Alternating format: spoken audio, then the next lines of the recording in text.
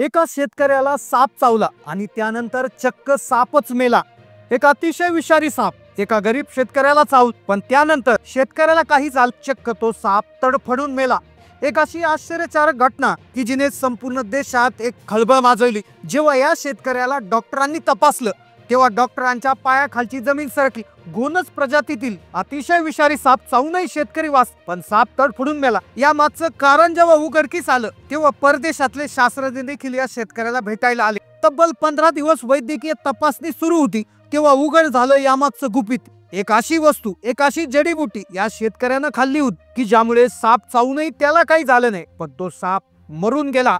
आज या शेतकऱ्याला पाहायला लाखो लोकांची गर्दी उसळत आहे। विदेशातून शास्त्रज्ञांची तपासणी करायला आले आहेत। सापापेक्षा विषारी माणूस अशी त्या शेतकऱ्याची ओळख देशात झाली आहे। मग त्या शेतकऱ्यांनी नेमकं असं काय खाल्लं होतं, अशी कोणती जडीबुटी त्यांनी खाल्ली होती की त्यामुळे त्याला काहीच नाही झालं, पण साप तडफडून मेला। गोनस सारखा विषारी साप ज्याने माणसाला तो पाणी देखील मागू देत नाही। काही क्षणात माणसाचा मृत्यू, पण हा शेतकरी कसा वाचला? त्याने खाल्लेल्या वस्तूचं नाव जेव्हा उघड झालं तेव्हा संपूर्ण देशामध्ये सर्पदंशावर एक औषध देखील सापडलं। डॉक्टरांनी रक्ताची चाचणी केली। रक्ताच्या रिपोर्टमध्ये काय समोर आलं, काय गुपित लपलंय या सर्पदंशातून वाचलेल्या शेतकऱ्यामागे? चला जाणून घेऊया देशाला हादरवून टाकणारी अद्भुत चमत्कारी गोष्ट। एक शेतकरी ज्याचं शेत हे एका जंगलाच्या शेजारी होतं, ज्याचं नाव सचिन। 35 वर्षाचा हा शेतकरी होता। घरात आई वडील असायचे आणि तो एकटाच मुलगा असल्यामुळे संपूर्ण शेतीचा भार त्याच्यावर आलेला। त्यांचं शेत हे घनदाट जंगलाच्या शेजारी होतं, त्यामुळे बऱ्याच वेळा तिथे वन्य प्राणी येत असायचे। काही साप देखील त्या ठिकाणी येत असायचे। नाग, घोणस, मण्यार अशा प्रकारच्या सापांचा वावर त्याच्या शेतामध्ये नेहमी असायचा। बऱ्याच वेळा तो हातामध्ये छोटीशी काठी किंवा रबरी बुटं घालून जायचा, पण तो दिवस त्याच्याशी अत्यंत वाईट होता। त्या दिवशीच तो भयंकर घटना घडणार होती आणि ज्यामुळे संपूर्ण देशाला हादरा बसणार होता। 15 दिवस चाललेल्या वैद्यकीय चाचणीत तो पदार्थ उघड होणार होता। एक अशी जडीबुटी की जी खाल्ली की माणूस साप चावल्याने मरत नाही, त्याचं नाव उघड होणार होता। एक असा साप ज्याला डोंगरबोलिया या नावानं ओळखलं जातं। याला शास्त्रीय भाषेत रसेल्स वायपर असं म्हणतात। हा साप तसा खूप लाजाळू असतो, सहसा कोणाच्या वाटेला जात नाही, पण त्या दिवशी सचिन सोबत तो त्या ठिकाणी त्याला चावणार होता। जर या सापाला कोणी डिचवलं तर तो त्याला सोडत नाही, असे त्याचे गुणधर्म आहेत। या सापाचं विष इतकं भयंकर असतं की ते माणसाच्या शरीरात जाताच रक्त गोठायला सुरुवात होतं आणि अवघ्या 1 तासाच्या आत माणसाचा मृत्यू निश्चित होतो। जगात या सापाच्या सर्पदंशामुळे सर्वात जास्त मृत्यू झालेले आहेत। याच कारणामुळे जंगलात, शेतात आणि या गावामध्ये या सापाची भीती प्रचंड होती।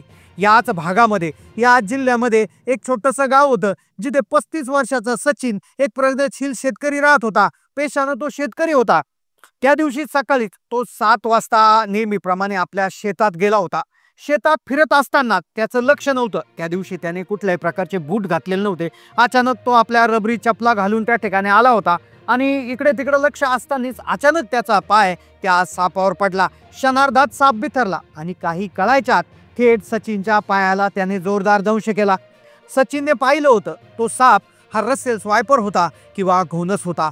हा साप त्यांनी पाहिला होता। त्याला समजलं होतं जगातला सगळ्यात विषारी साप आहे, त्यामुळे सचिन प्रचंड घाबरला होता। त्याला आता समजलं होतं की आपल्या समोर आता आपला मृत्यू उभा आहे। काही क्षणातच आपला मृत्यू आता इथे अटळ आहे।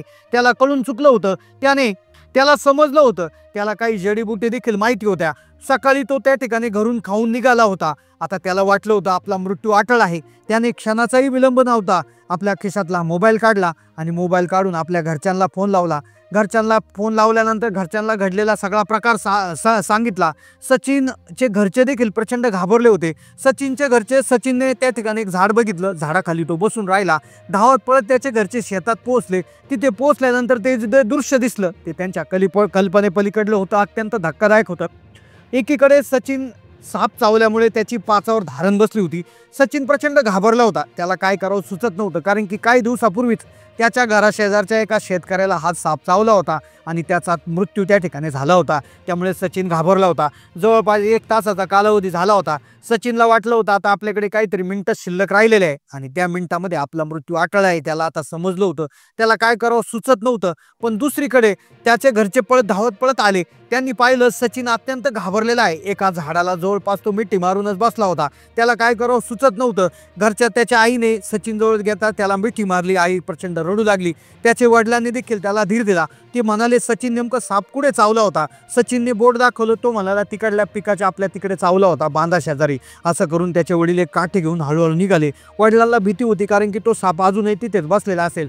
वडिलांना माहिती होतं की हा साप कोणता आहे, हे जर कळलं तर सचिनवर तातडीनं उपचार होतील. आता त्याचे वडील तिथे गेले, पण त्यांनी जे दृश्य पाहिलं ते पाहून त्यांच्या पायाखालची जमीन सरकली. तो साप तडफडून मरून पडला होता. अक्षरशः तो साप तिथे मरून पडला होता. अवघ्या 5 मिनिटांमध्येच हे घडलं होतं. साप चावल्याच्या भीतीपेक्षा आपण चावलेला साप कसा मेला याचा धक्का सचिनाने त्याच्या घरच्यांना बसला. त्याचे वडील तातडीनं तो साप हातात घेऊन सचिनकडे आले. सचिनला त्या ठिकाणी अंगावर वीज संचारल्यासारखं झालं. सचिनला वडिलांनी लांबून विचारलं, हाच तो साप होता का? तर सचिन म्हणाला, हो हाच साप होता. मग त्याचे वडील म्हणाले, तू सापाला मारलं का? ते म्हणाले, नाही मी काय सापाला मारलं नाही, मी साप चावल्यानंतर पहिले इथं पळून येऊन बसलेलो आहे. त्याच्या वडिलांना देखील त्या ठिकाणी आश्चर्याचा धक्का बसला होता. साप कसा काय मेला? सचिनला साप चावलाय, जवळपास तास दीड तास झालाय. सचिनला तर काही झालं नाही, पण साप मेलाय. मग हा काय चमत्कार आहे? यामागे कोणतं भयंकर रहस्य दडलं होतं? सचिनच्या घरच्यांनी मग वेळ दवडला नाही. त्याला जवळच्या जिल्हा रुग्णालयात नेण्याचा निर्णय घेतला. आणि जाताना त्यांनी एक विचित्र गोष्ट केली. त्यांनी काय केलं, एक प्लॅस्टिकची पिशवी घेतली. प्लास्टिकची पिशवी त्याच्या वडिलांनी आणलेला तो साप होता, तो प्लॅस्टिकच्या पिशवीत भरला. तो देखील सचिन बरोबर दवाखान्यात दाखवायला नेला, जेणेकरून डॉक्टरांना कळेल की नक्की कोणता साप चावला होता. रुग्णालयात पोहोचल्यास डॉक्टरांनी तातडीनं सचिनवर उपचार सुरू केले. सचिनला अँटीव्हेनम म्हणजे प्रतिविष देण्यात आलं आणि त्याचे रक्ताचे नमुने तपासणीसाठी पाठवण्यात आले. काही तासाच्या उपचारानंतर डॉक्टरने सांगितलं की सचिनच्या प्रकृतीला कोणताही धोका नाहीये. सचिन पूर्णपणे निरोगी आहे. आणि आनंदाची गोष्ट म्हणजे, एक महत्त्वाची गोष्ट म्हणजे की डॉक्टरांनी सांगितलं की सचिनला कुठल्याही प्रकारची विषबाधा झालेली नाही. जगातला सगळ्यात विषारी सापांपैकी एक असणारा रसेल स्वायपर गोनस चावूनही सचिनला कसं काय नाही झालं, हा प्रश्न आता डॉक्टरांना पडला होता. आणि सगळ्यात मोठा प्रश्न म्हणजे चावल्यानंतर हा साप कसा काय मेला? जेव्हा सचिनच्या घरच्यांनी तो मेलेला साप डॉक्टरांना दाखवला, तेव्हा डॉक्टरांना आश्चर्याचा धक्का बसला. खरा भूकंप तर तेव्हा आला जेव्हा सचिनच्या रक्ताचे रिपोर्ट आले. ते रिपोर्ट पाहून डॉक्टरांच्या पायाखालची जमीन सरकली. असं काय होतं त्या रिपोर्टमध्ये? सचिनच्या शरीरात असं काय सापडलं? त्या शेतकऱ्याने नेमकं असं काय खाल्लं होतं की ज्यामुळे सापच मृत्युमुखी पडला? आता आपण त्या अतिशय महत्त्वाच्या मुद्द्याकडे येतोय, ज्याने सगळ्याला चक्रावून सोडलं. सचिनला विचारण्यात आलं तेव्हा त्याने एक वेगळाच दावा केला. सचिन म्हणाला, माझ्या जिवंत राहण्यामागे आणि सापाच्या मृत्यूमागे काही औषधी वनस्पती आहे. गेल्या 7-8 वर्षापासून दात घातण्यासाठी मी टूथपेस्टचा वापर करत नाही. आम्ही जंगलात राहतो, त्यामुळे आम्ही चिडचिडिया, पिसुंदी, फुलसा, जांभूळ, आंबा, कडुलिंब अशा अनेक औषधी वनस्पतीच्या फांद्या वापरतो. सचिनचा दावा असा होता की औषधी वनस्पतीच्या रोजच्या वापरामुळे माझ्या रक्तात असं काहीतरी तयार झालं असावं जे सापासाठी विषारी ठरलं. त्यामुळे मला चावल्यानंतर माझ्या शरीरात त्या सापाचा मृत्यू झाला असावा. हा दावा ऐकून सगळेच थक्क झाले, कारण की अशा औषधी वनस्पतीच्या रोजच्या वापरामुळे सापाला मृत्यू होतो हे कोणाला आजपर्यंत माहिती नव्हतं. सचिनचा दावा ऐकायला रोमांचक वाटत होता, पण त्यावर तज्ज्ञांनी आपलं मत व्यक्त केलं आणि त्यानंतर या घटनेला नवीनच मत वळालं. तज्ज्ञांच्या मते सचिनचा दावा शास्त्रीयदृष्ट्या पटणारा नाहीये. औषधी वनस्पतीनं दात घासल्याने किंवा त्याचं सेवन केल्याने रक्तावर इतका परिणाम होत नाही की ज्यामुळे सापच मरेल. यात कोणता तरी शास्त्रीय पुरावा नाही. मग सचिनचा दावा जर खरा नव्हता तर नक्की काय घडलं होतं? तो साप कसा काय मेला होता?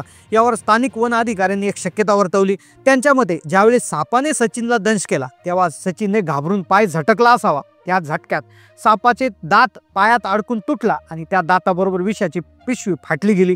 जेव्हा विषाची पिशवी फाटते तेव्हा विष सापाच्या शरीरात पसरतं आणि सापाचा मृत्यू होतो. मग या घटनेत सर्पमित्रांनी आणखी तिसरी धक्कादायक शक्यता वर्तवली, ती म्हणजे अन्नातून विषबाधा. जसं माणसाला फूड पॉयझनिंग होतं तसं प्राण्यांनाही होऊ शकतं. सर्पमित्रांच्या मध्ये या सापाने सचिनला चावण्याआधी विषबाधा झालेला एखादा उंदीर किंवा प्राणी खाल्लेला असावा. त्यामुळे साल्मोनेला सारखे घातक विषाणू सापाच्या शरीरात गेले असावेत आणि तो आधीच कमजोर झाला असावा. सचिनचा पाय पडल्यावर त्याने शेवटच्या शक्तीनिशी दंश केला आणि काय म्हणतात त्याचा मृत्यू झाला. अशा प्रकारच्या थेअरी आता समोर आल्या आहे. त्यामुळेच आता तुमचं नेमकं काय मत आहे नक्की कमेंट करून कळवा. चॅनलला नवीन असाल तर सबस्क्राईब करा. धन्यवाद.